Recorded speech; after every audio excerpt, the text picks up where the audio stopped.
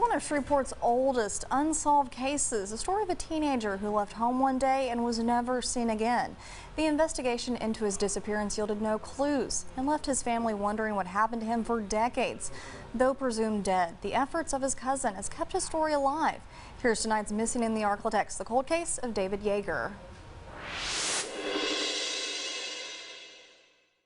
It was 1971 in Shreveport. 17-year-old David Yeager was close to graduating from Byrd High School. He lived with his mom, who was a single parent, and his older brother in a house on Lola Lane, just off Mansfield Road. It was the last place his family saw him. On February 6, 1971, David told his brother he was headed to Centenary College for a school event. The Archives Department of Centenary College confirmed it was homecoming, and a series of events were held throughout the day. However, David never made it there. You know, we just all knew that something terrible must have happened today for David not to come home. Kelly Chance is David's cousin. She was young when he went missing, but vividly remembers how it impacted her family. David's mom had to work at the last minute because otherwise she would have driven him to Centenary. Chance says she was never the same. You know, as a mother, you know, I know my child is a part of me and will always be a part of me. And to imagine that my aunt lost her child like that,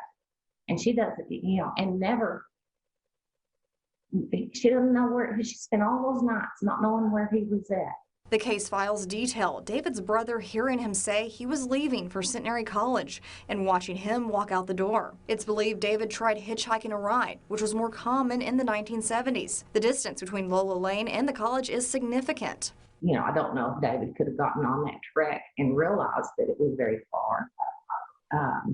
You know, if he would have stopped at somebody's house or got in the car with something. I mean, that's, you know, pretty much what we think. He just encountered the wrong person that day.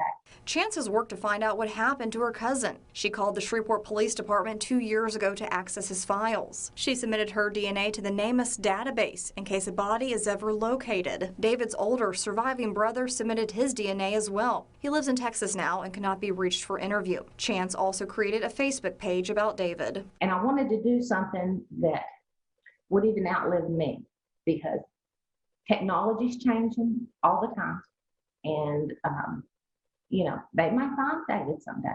And even if it's not in my lifetime, I want to leave some type of a trail via social media, the National Missing Person Database, so that even if it's not in my lifetime, that David is found, that he can be returned to his family. For Missing in the ArkLaTex, I'm Alexandra Meacham, NBC6 News. It's such a sad story that just makes you wonder.